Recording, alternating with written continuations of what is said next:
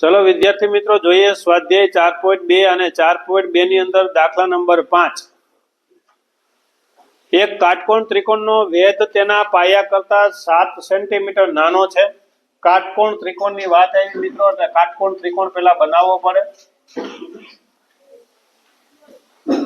નામ પણ આપી દઈએ ABC B 90 નો છે।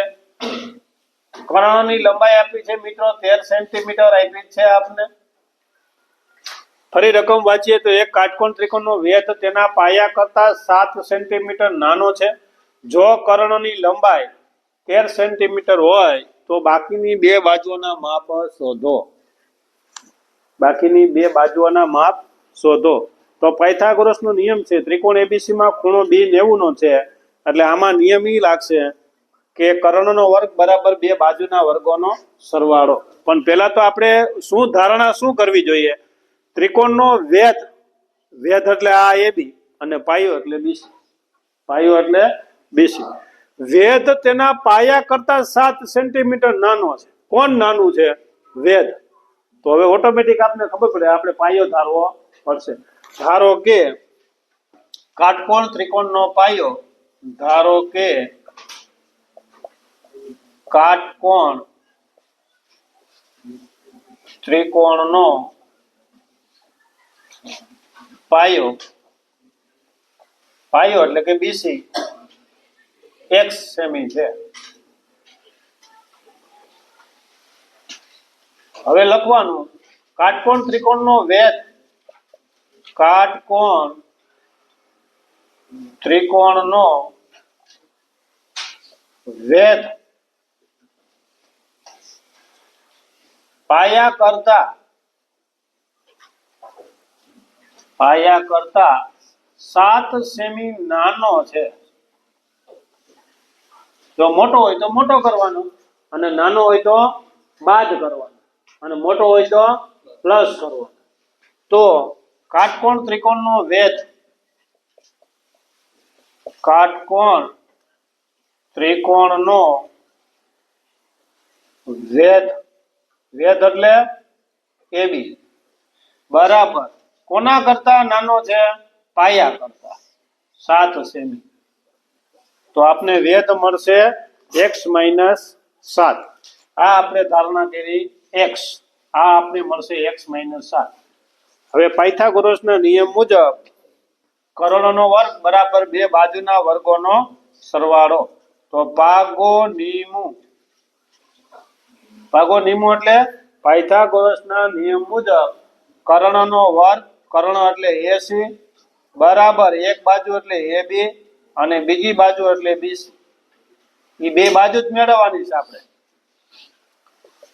AC એટલે 13 કર્ણ આપને 13 મળ્યો છે મિત્રો।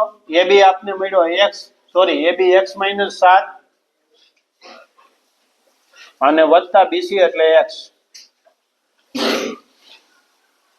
13 નો વર્ગ 169 એટલે કે 169। પહેલા પદનો વર્ગ વત્તા હોય તો વત્તા ઓછા હોય તો ઓછા નિયમના બે પહેલું બીજું બીજા પદનો વર્ગ અને વત્તા x નો વર્ગ તો ખરો।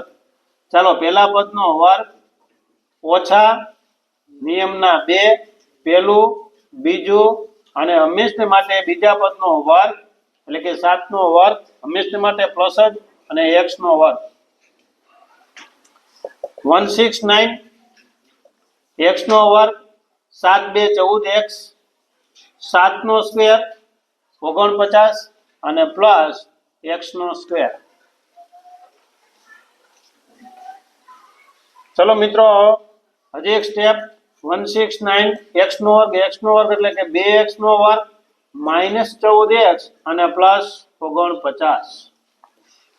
આ 169 ને અંદર લઈ લ્યો તો માઈનસ થઈ જશે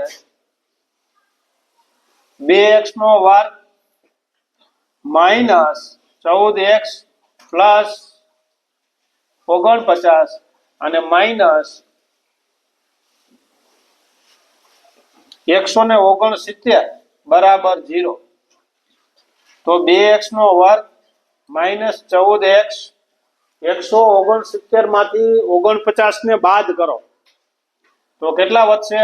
9 માંથી 9 જાય તો 0 અને 6 માંથી 4 જાય તો 2 120 કેવા 120 માઇનસ અને બરાબર 0.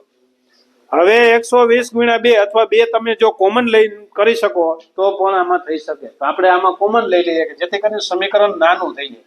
તો 2 કોમન લ્યો તો અહીં x નો વર્ગ વધશે, આમાંથી 2 લેવાઈ ગયા એટલે ઘણા એમ કે 2 લેવાઈ ગયા 12 વધશે. નહીં, 2 ગુણાકારના સંબંધ સ્વરૂપે લેવાનો. તો 7 2 14 તો 7x અને 60 2 120 બરાબર 0. હવે મિત્રો આ ગુણાકારમાં છે અને ભાગાકારમાં જાય. ઘણા વિદ્યાર્થી મિત્રો પૂછે મને કે સર એ ક્યાં ગયા? તો 0 ભાગ્યા 2. એટલે આ પ્રશ્ન ન થાય એટલા માટે આપણે આ સમજાવી દીધું વિગતવાર. હવે હજી એક સ્ટેપ કરો તો x નો સ્ક્વેર -7x -60 અને બરાબર 0. ચલો હવે 60 ના 2 ભાગ પાડો. 60 ના અવયવ બાદબાકી છે મિત્રો, કેવા જોઈએ છે? તો મોટા આગળ માઇનસ ને નાના આગળ પ્લસ અને એ 7 આવવા જોઈએ. તો 12 5 ને 60. અહીં આપણે અવયવ પાડવાની જરૂર નથી. 12 5 60. તો મોટા આગળ માઇનસ અને નાના આગળ પ્લસ. તમે સીધા અવયવ પાડી શકો મિત્રો. x - 12 x + 5 બરાબર 0. કારણ કે x ના વર્ગનો સહગુણક નથી. x ના વર્ગનો સહગુણક નથી એટલે x - 12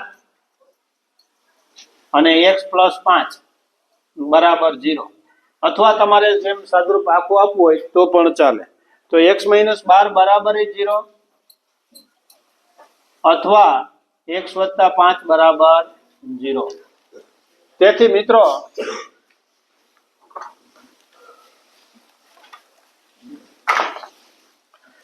x - 12 બરાબર 0 એટલે કે x બરાબર 12. આ -12 ઓલી બાજુ જાય તો +12, આ +5 ઓલી બાજુ જાય તો -5. હવે આપણે જો કોઈ દી ઋણ સંખ્યા કોઈ દી હોઈ શકે નહીં તો આ શક્ય નથી. ચાલો શક્ય નથી. હવે આપણે મેળવવાની છે બે બાજુ. તો એક બાજુ તો તમને 12 મળી ગઈ એટલે કે શું મળ્યું? તો કે પાયો. કાટકોણ ત્રિકોણનો પાયો, કાટકોણ ત્રિકોણનો પાયો એટલે કે BC, BC બરાબર x અને x બરાબર 12 સેન્ટીમીટર જે આપણે મળ્યું તે. કાટકોણ ત્રિકોણનો વેધ, કાટકોણ ત્રિકોણનો વેધ અને વેધ એટલે AB અને AB આપણી પાસે x - 7 એટલે કે 12 - 7 એટલે કે 5. તો તમને વેધ મિત્રો મળશે 5 અને પાયો મળશે 12 સેન્ટીમીટર.